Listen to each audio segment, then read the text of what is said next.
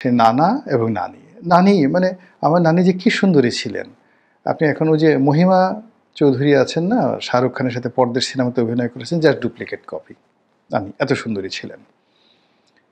তো এরকম একটা পরিবারে হঠাৎ করে দেখলাম যে তিনি চরমোনাইয়ের পীর সাহেবের মুরিদ হয়ে গেলেন। আমরা তখন ছোট, স্বাধীনতার পরপর, একেবারে পরপর ৭২-৭৩ সনের এই ঘটনা। চরমোনাইয়ের পীর হয়ে গেলেন এবং তখন যোগাযোগ ব্যবস্থা এত ভালো ছিল না। নানা সেই সাইকেল চালিয়ে ফরিদপুর থেকে সেই চাল, ডাল এগুলো সব শহর থেকে কিনে সেই চরমোনাইয়ের পীর সাহেবের মাহফিলে যেতেন এবং সেই মাহফিল থেকে সেই যে বইগুলো তিনি কিনে আনতেন, নিজে পড়তেন এবং আমার নানিকে মুরিদ বানিয়ে ফেললেন। নানি আবার সেই গ্রামের সেই ১০০-১৫০ মহিলাকে মুরিদ বানিয়ে ফেললো। তারা সারাক্ষণ জিকির আজকার করে। এ কি এক ইলাহি কাণ্ড!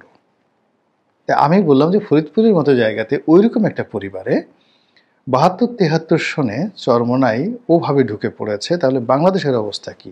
অন্য জায়গার অবস্থা কি এখন? এটা আপনাকে বুঝতে হবে। এটা না বুঝলে আপনার কাছে মনে হবে যে এরা কনজারভেটিভ, এরা ইসলামপন্থী, এরা কি? কিন্তু দে হ্যাভ এ পাওয়ার। তাদের একটা সমর্থন আছে, তাদের একটা পাওয়ার আছে, তাদের একটা শক্তি আছে, তাদের একটা নৈতিক মনোবল আছে, তাদের একটা ব্লাড লাইন আছে।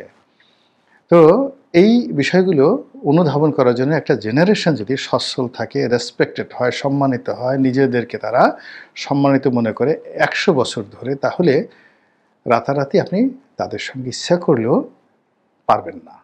নতুন ধনীরা, নতুন শিক্ষিতরা তাদের সঙ্গে পারবেন না। তো এখন এই দরবারে যে নেতৃত্ব দিচ্ছেন দুজন ভদ্রলোক, ফজলুল করিম এবং ফয়জুল করিম। বড় ভাই ফজলুল করিম, ফয়জুল করিম। একজন আমির আর একজনের নায়েবে আমির। তো এদেরকে বলা হয় চরমোনাইয়ের যারা অনুসারী, এদেরকে বলা হয় গরম পীর, গরম হুজুর। তারা গরম গরম কথা বলে এবং একটা সময় আওয়ামী লীগ জমানাতে বা তারও আগে তারা ঢাকা শহরে যে মিছিল করতো, সবার হাতে একটা লাঠি থাকতো, আমরা এদেরকে মুগুর বাহিনী বলতাম। হু হু হু হু জিকির করতে করতে তারা মিছিল করতো। ২০,০০০-২৫,০০০ লোক বায়তুল মোকাররম থেকে বের হয়ে তারা হু হু হু হু করে সেই মিছিল করতো এবং সেই মিছিলের ভয়ে মানে কি বলবো, তাগড়া মানুষ গ্রাম থেকে আসছে, পাঞ্জাবি পরা, হাঁটুর উপরে মানে হাঁটুর টাকনুর মানে ৬ ইঞ্চি উপরে তাদের পাজামা পরা, মাজায় আচ্ছা মতো যে তাদের যে যাকে কী বলে মাজায় গামছার মতো করে পাগড়ি বাঁধা আর হাতে লাঠি। এটা ঢাকা শহরে আমরা দেখে আসছি। হু হু হু হু করে তারা এগিয়ে যাচ্ছে, স্লোগান দিচ্ছে মুহুর্মুহু। তো সেই দিক থেকে সে তাদের যে গরম ভাবসাব, ওটা এখন এই ২০২৪-২৫ সনে এসে তারা অনেক ডিসেন্ট হয়ে গেছে এবং তাদের অনেকগুলো বিষয় নিয়ে ব্যঙ্গ বিদ্রুপ হয়। বিশেষ করে তারা জিকির করতে করতে লাফাতে লাফাতে একদম খেজুর গাছের উপরে উঠে যায়। তো এই জিনিসগুলো ভক্তদের আতিশয্য।